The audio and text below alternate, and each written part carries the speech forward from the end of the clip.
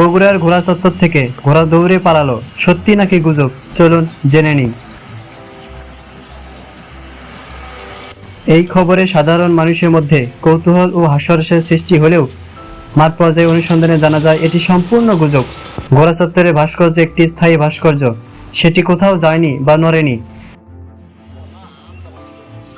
স্থানীয় প্রত্যক্ষদর্শীরা জানান, চত্বরের ঘোড়া যেমন ছিল ঠিক তেমনই আছে। এটি কেবল সামাজিক যোগাযোগ মাধ্যমে ছড়ানো একটি মিথ্যা প্রচারণা। বিশ্লেষকরা মনে করেন, শহরের এই ঐতিহ্যবাহী স্থাপনাকে ঘিরে মানুষের আবেগ ও পরিচিতি থাকায় কেউ মজা করার জন্য এই খবর ছড়িয়ে থাকতে পারে।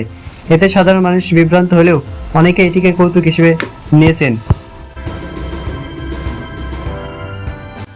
এক কলেজ শিক্ষার্থী মজা করে বলেন, বগুড়ার ঘোড়া যদি সত্যিই পালায় তবে সেটি আবার ফিরে আসবে, কারণ শহরের প্রাণ যে ঘোড়া চত্বর।